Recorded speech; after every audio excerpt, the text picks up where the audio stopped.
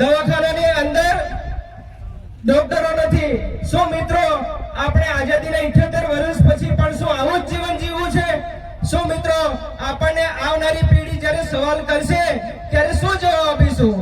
માટે આપણે સૌએ પરોક્ષ અને પ્રત્યક્ષ રીતે આપણે આમ આદમી પાર્ટી કે રાજકારણની અંદર ભાગ લેવું પડશે, તો જ આપણો સારો અને સરસ રીતે વિકાસ થશે। બાકી આપણે સભામાં આવીને ઘરે જતા રહેશું અને પછી ભૂલી જઈશું ત્યારે કઈ નહીં થાય।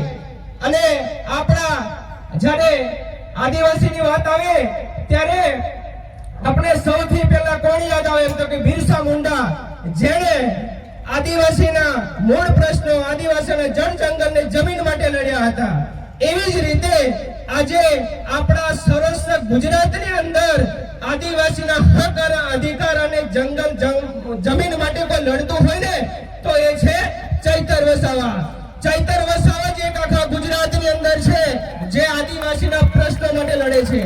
માટે હવે આપણે આદિવાસીના પ્રશ્નોને જો સાચી રીતે ઉજાગર કરવા હશે તો ચૈતર જેવા હરેક ગામની અંદર ચૈતર જેવા પેદા કરવા પડશે અને ચૈતરના હાથ મજબૂત કરવા પડશે, તો જ આપણો સાચો વિકાસ થશે મિત્રો।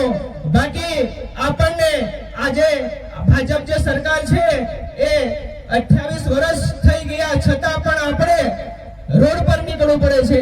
આજે શિક્ષકો નથી હોતા ત્યારે આપણે આંદોલન કરવું પડે છે। શું ખરેખર આજ વિકાસ છે? વિકાસની આજ વ્યાખ્યા છે મિત્રો? આ હરેક આપણે જેને આત્મા જગાડીને પૂછવું પડશે કે વિકાસ કોને કહેવાય? આજે અમેરિકા જેવા દેશ જોઈ લો, આજે વિદેશની અંદર તમે જ્યારે નજર નાખીને જોશો ને ત્યારે તમને ખબર પડશે કે વિકાસ કોને કહેવાય। આપણે તો આજે પણ મૂળ પ્રશ્ન માટે લડી રહ્યા છીએ।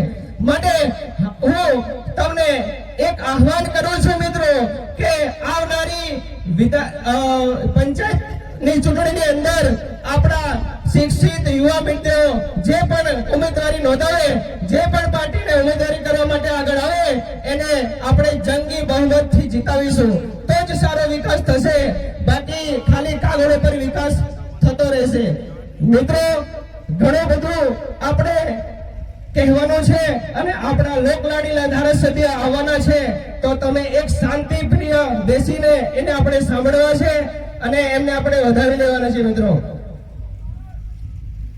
હાલો મિત્રો, સામે જે બધા ઉભા છે એ મંડપમાં આગળ આવીને બેસી જાઓ, ઉભા રહેશો નહીં। આપણે એમે તડકો વીઠો છે અને તડકો વીઠતા આવ્યા છે, થોડો વીટીશું તો આપણે કઈ નહીં થાય, પણ આગળ આવીને બેસો।